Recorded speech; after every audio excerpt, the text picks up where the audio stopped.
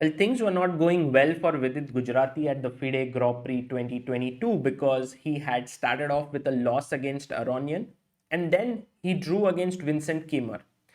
This was the third round and he was facing Daniil Dubov. But this was the first white for Vidit. Now, if you remember, Vidit and Dubov played against each other at Tata Steel Chess and it was a game to remember. Vidit had the black pieces and he defended tremendously to win that game. Many called it the game of the year and stuff like that. Now, Vidit had white pieces and Dubov was looking for his revenge. Vidit was also very eager for the full point. And so the game begins. Knight to f3, knight f6, g3 by Vidit, g6, bishop g2, bishop g7, and now he transposes back to d4 opening with d4. Dubov goes d5, c4, and c6. One of the most solid lines that is played by black. White castles, black also castles. And here the main moves are pawn takes pawn, knight c3, and also b3. But with it goes for queen b3, which is also very popular, keeping pressure in the center. Now Dubov plays a5, cd. Well, if you were to play c takes now, then knight c3 would be very strong with all these weaknesses in the position. So you cannot really play knight cd first. You need to push the queen back. Queen goes to d1. Now pawn takes, knight c3, and queen a5. So what black is trying to do is that all these weaknesses that he has created on the queen side, he wants active play in return for that. So bishop d2. Right now the knight on c3 does not have a good discovery. So knight c3, knight c6, e3. And now he went for the move queen a6. Uh, well, maybe if time permits, then black might want to go b5, b4 if possible. Although you have to be very careful not to weaken more squares in the position. Vidit now comes up with a new idea, which is b3 in the position. Earlier, rook e1 was played in Nakamura versus Swidler in St. Louis, and in that game, Nakamura had beaten Swidler with some interesting play, and the game had gone on. But Vidit had this new idea up his sleeve and he played b3. So Dubov now had a choice. Should he push the pawn or should he take it? He decided to take it, and now queen takes, knight a5, queen b4. And I was expecting Dubov to put his knight on c4, but then after rook c1, the bishop may drop back to e1. The bishop can come to f1, pinning it here. So that's the reason why Dubov also went back, knight c6, queen b2, bishop f5, rook fc1, because the other rook may get to go to b1 someday if the bishop is not here. Rook fc8, and now with it put his knight on e5. So an important position has been reached. There is pressure on the position. There are a lot of things happening. The d5 pawn is attacked twice. And here the best move for black is to defend it with e6. But generally, humans do not like to play this way because the bishop on f5 now does not have a way back. So it's kind of misplaced here. But also it's very well placed, you could say. And perhaps Vidit can push for more with bishop f1 here, queen a5, but there are all these sorts of tricks, knight e4, queen c7 or queen d8, and perhaps black is okay here. But in the game, Dubov went for queen a3, which is slightly surprising, and Vidit now took the queen, rook takes, and I want you to pause the video and try to analyze what should white do here. I think this is one of those positions where you can take like roughly around 10-15 minutes and try to come up with what are the possibilities, because I think there are three candidate moves here. One is the most obvious, knight takes d5. What is happening there? The second one is bishop takes d5, not to be underestimated as a move. And the third one, which Vidit played and I think is the best move here, kudos if you found it, would be g4. Okay, so we'll go to g4, the last move, knight d5. Now black must take knight d5, and now notice if you take back bishop takes d5, then after knight e5 this position is lost for white, because let's say rook c8, bishop c8, d takes e5, and now find the winning move here for black. Yes, it's a double attack with rook d3 and black wins. So you have to actually find the move knight c4 here, attacking the rook on a3, and if the rook goes back, let's say here, then I can take bishop d5 and I'm a pawn up. But the move is rook d3, which is very nice, and after bishop d5 comes the powerful strike knight d4, and after ed bishop d4, the position white is a piece up for now, but the rook is hanging, then the bishop would hang, then the knight is a little bit loose, and the bishop is also loose here on d2. So all in all, it's not an easy position to play. And let's say after bishop b7, maybe I can take on a1, but also we can start with rook c7. I don't know, maybe bishop a6 here, take on a1, take on a1, and perhaps an idea could be just bishop e6, attacking c4, and then putting pressure here. So these are some of the complicated lines that could happen after knight takes d5, but the position is equal after either rook d3 here or knight takes d4, which is also a nice move, threatening knight e2 check. The other move that was analyzed was bishop d5. That should be analyzed as bishop d5, and of course rook takes c3 does not work because of bishop f7 followed by bishop c3. But if knight takes d5, knight takes d5, now e7 is under pressure, so bishop e5, and you take rook takes c6, b takes, knight takes e7, king here, knight takes c8, bishop d4, ed4, and bishop c8. And this is how the position has kind of equalized here. Although white is a pawn up, black puts his bishop on d5. So again, bishop d5 I'm sure Vidit considered, but he thought it's equal. So finally he went g4, knight takes, bishop takes, knight takes d5. And here Dubov found the best move, which was rook a8. Now Vidit had a possibility of going knight c7. Maybe this is an interesting move worth considering. Rook say a4, then I go bishop d5 defending my a2 pawn. If you go rook c8, which looks natural, then knight b5, and you don't have pressure down the a2 pawn. But Vidit went knight b4, and this is from where Dubov started to go wrong, because now the c6 knight is under pressure. If you take this, firstly, this variation, it's not so clear, but white is better because the d pawn is very powerful, and although the pawns are equal, the b pawn could become weak.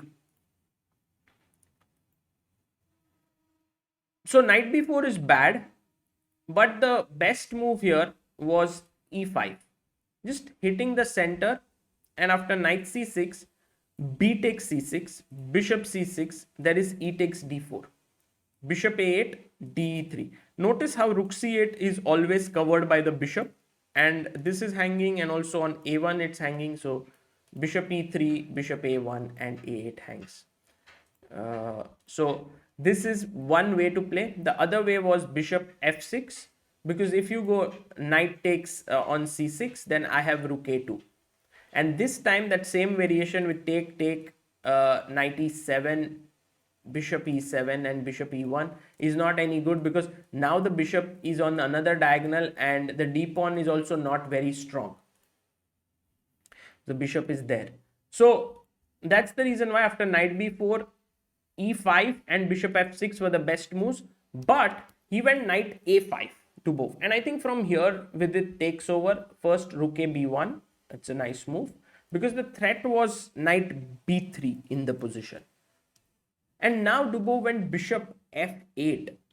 But the idea is clear. He wants to go e6, put pressure here, and then take this pawn. Vidit went rook to c7. Maybe a better move was rook c3 with this position, but he went rook c7. And now I was expecting Dubov to play e6. Somehow Daniil felt, I think, that the bishop on g4 is misplaced. Let's say something like f3, bishop h5, and somehow the bishop is just out of the game and it's not a good idea to do this. However, that's not true. And after bishop e6, the move that he played, this turned out to be a very big error from Dubov. Maybe he misjudged the position because Vidit now pushed with d5, which is natural.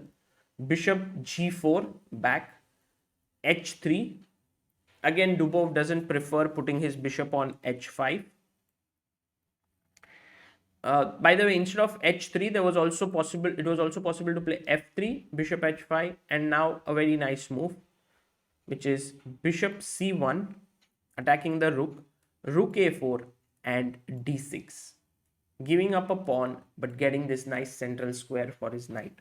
And there are huge attacking chances with knight f6, bishop coming to b2, and so on. So h3 was played by Vidit, bishop f5, and now a very good judgment call here, because you know the toughest decisions are when there are two good moves.